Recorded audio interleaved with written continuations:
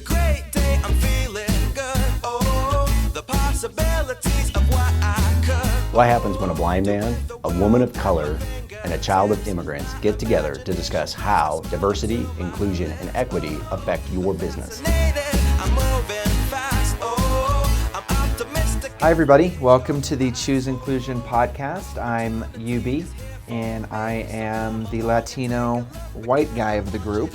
I'm Nina. I am the woman of color in the group.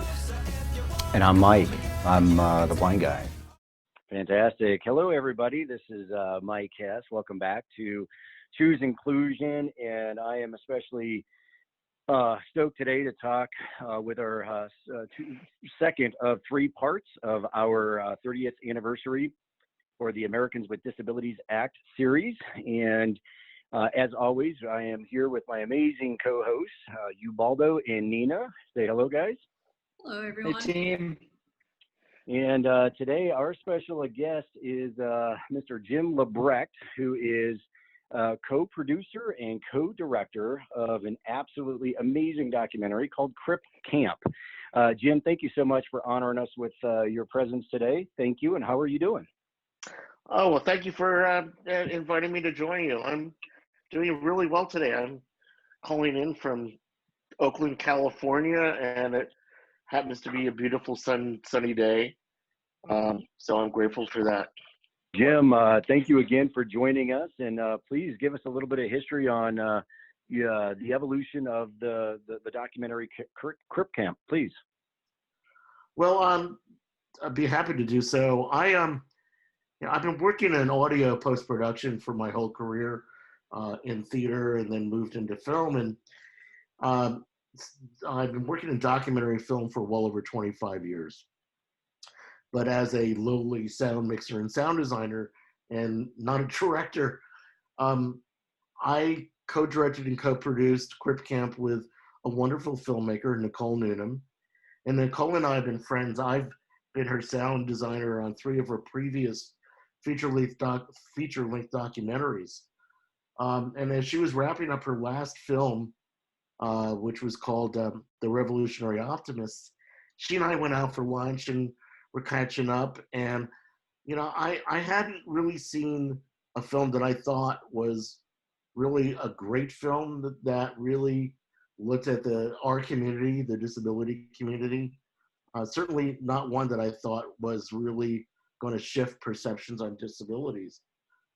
But I was there pitching different ideas to Nicole about other films, and then sheepishly, I kind of said at the end of the conversation, I'd like to see I've always wanted to see a documentary about my summer camp, and I think there's a connection there to the disabled civil rights movement. And perhaps I was sheepish about it because, as she told me later, she was thinking, oh yeah, everybody thinks their summer camp was so special. But as she related the story to me, she, as I started talking about this exodus of people from the New York area up to Berkeley, and, what the camp was like, which was this very freewheeling camp run by hippies, she got more and more interested. And and so long story short, after her kind of digging around and thinking about it and talking to people, she decided that she would love to do a film about the camp. And she asked me to co-direct with her, which was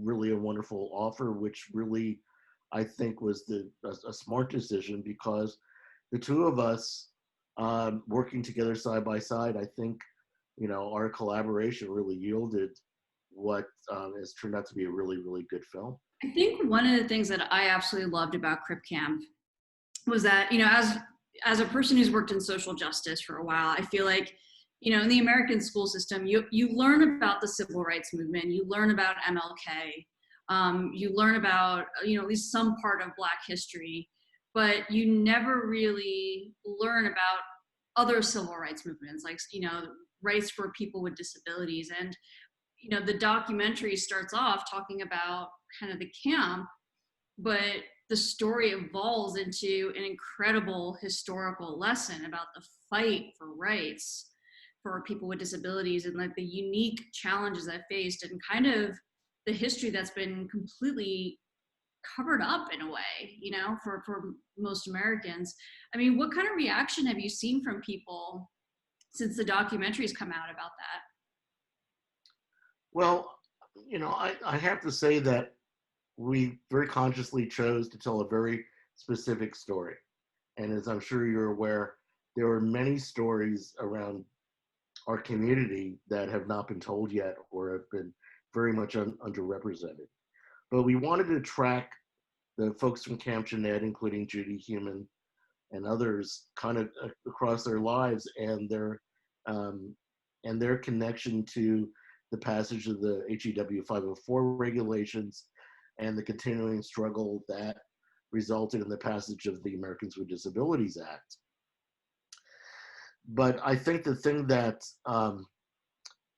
that I think we're both very, very proud of is that we were able to be a bit more inclusive when it came to really kind of talking about our history, and that our impact campaign that we have going on right now, we've really handed it over to people who are deeply involved in the disability justice movement.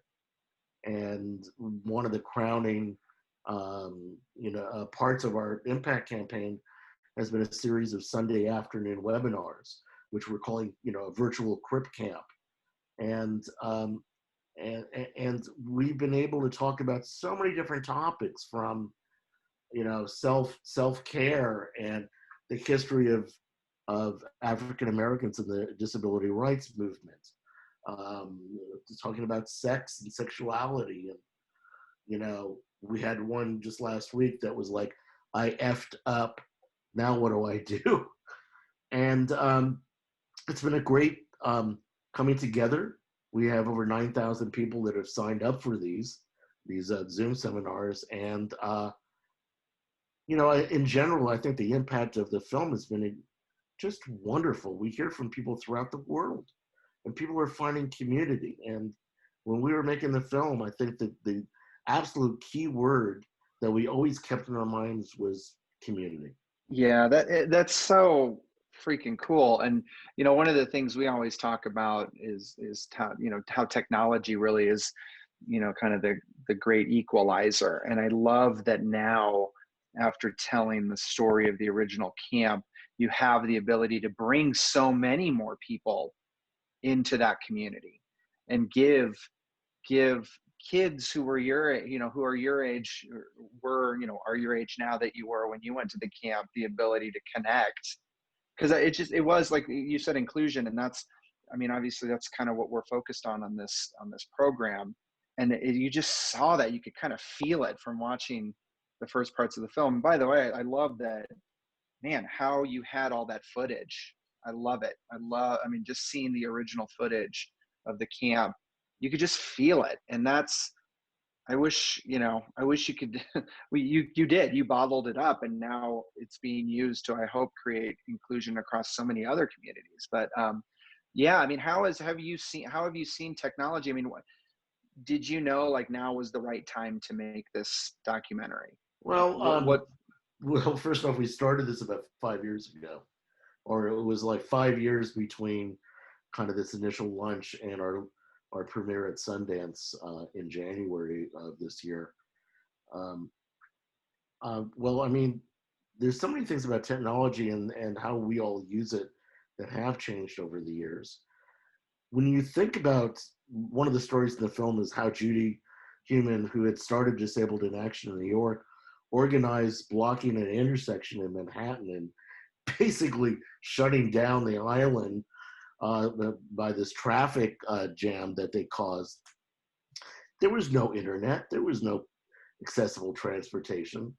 So people were working off of phone trees, where one person would put out the message, and then that person called a couple of other people, and those other people called other folks, and somehow everybody, it wasn't like there were thousands of people blocking the street, but when you watch or experience the film on Netflix, it didn't take much more than maybe a 30 or 40 people to really draw attention to what was going on. So, and I have to say that many of us with disabilities have been asking our employers to let us work from home and via Zoom or other ways of working. And they said, no, no, no, that's not possible. No one's going to, be that, disciplined to do this. And all of a sudden, hey, we can do this. Isn't that great? So, I mean, it's kind of ironic. And, but the one other aspect I have to say is that we had a number of different screenings planned, and we were accepted at a bunch of different film festivals. And in fact, Nicole and I were about to head over to Europe when the pandemic hit and everything was canceled. Well, one of the things that was very important to us when screening the film was making sure that people could get into the movie theaters and that there was enough wheelchair seating and that our film was accessible to people.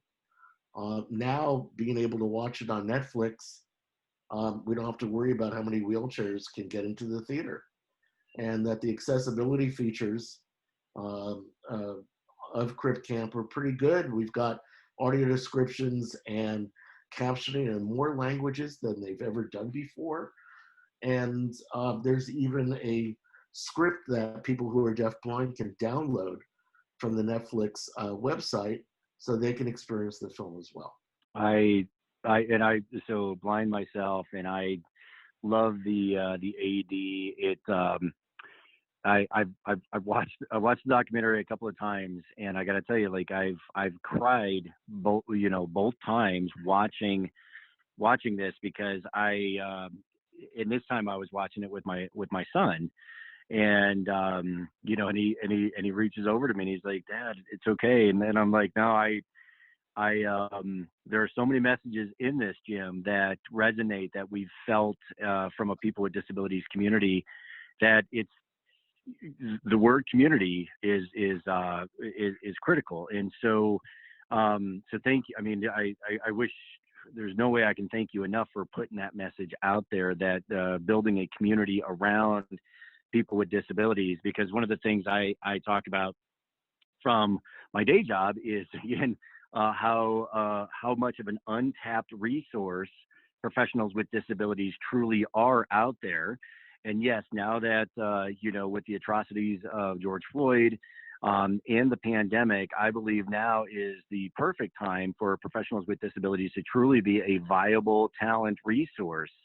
And so again, from when you were a young man, right, maybe just getting into the employment world to now, I'd love to get a little, do you feel like there's enough that's going on that really talks about employment, that really, do you feel like now is the time for people with disabilities? I'd love to get some of your insights there.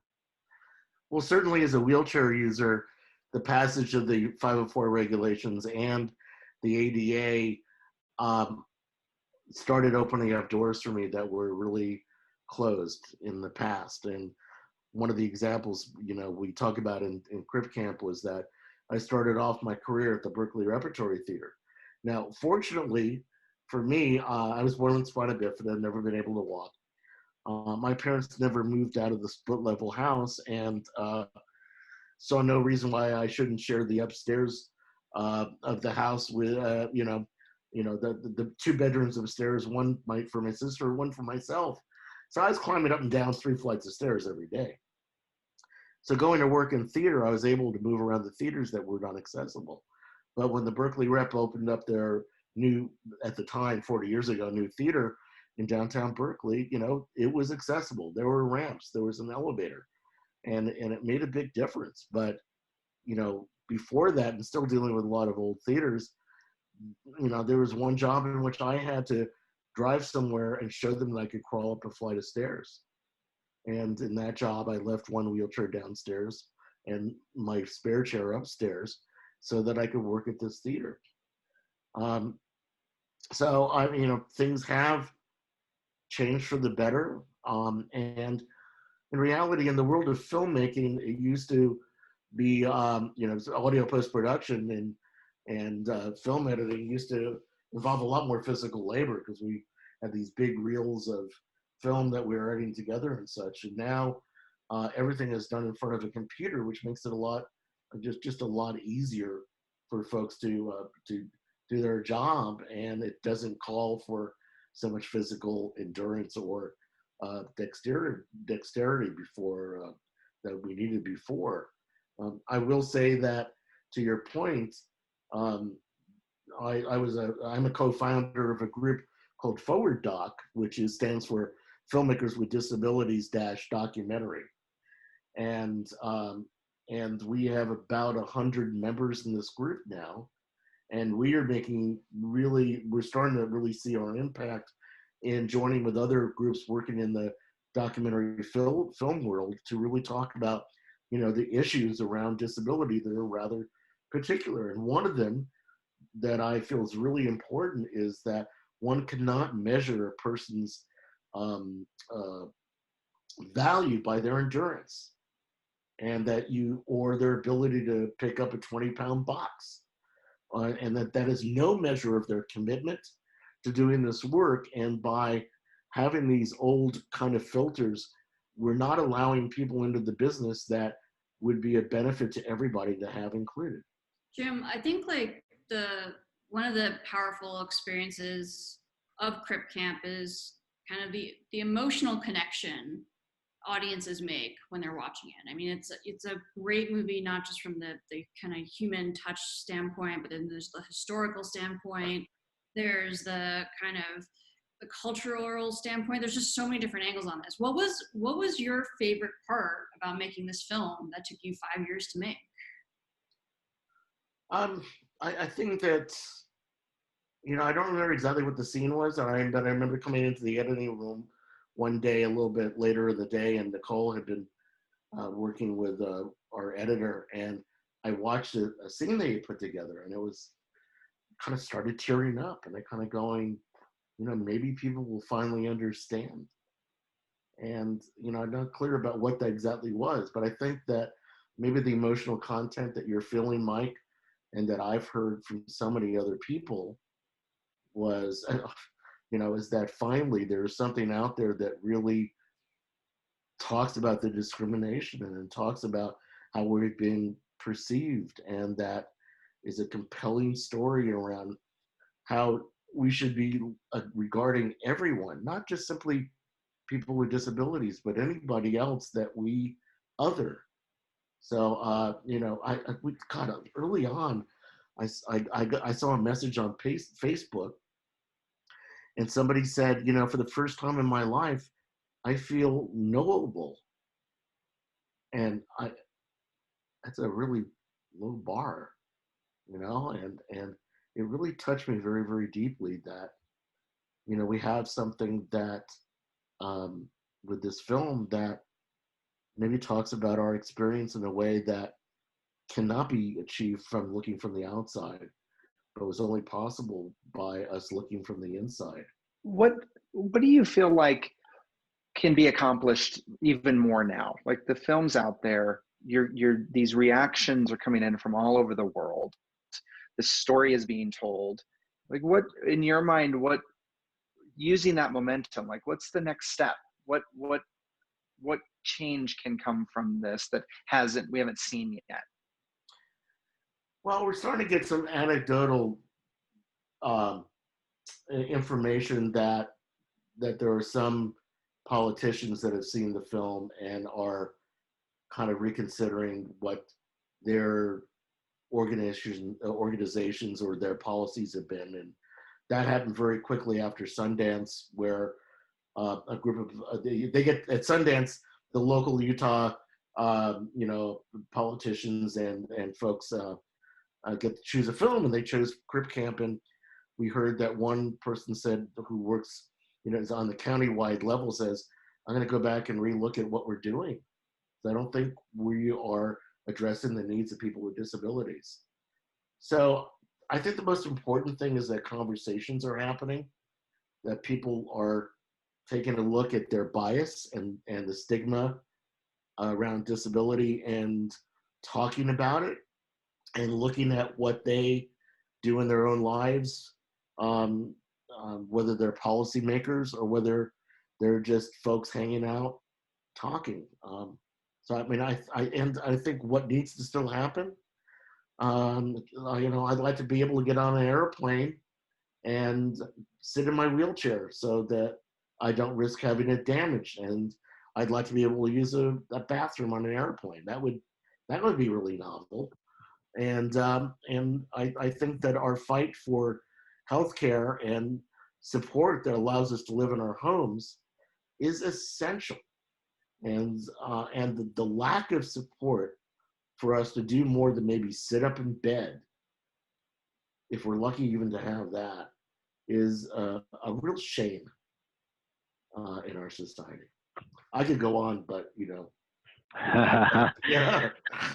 No, Jim, I got to tell you, so I think that's, and we want to be completely respectful. I know you are in demand. We are so honored to have you as part of our Choose Inclusion celebration of the Americans with Disabilities 30th anniversary episode. I love the documentary. Thank you for all the work that you do. Thank you for continuing to battle here at Choose Inclusion.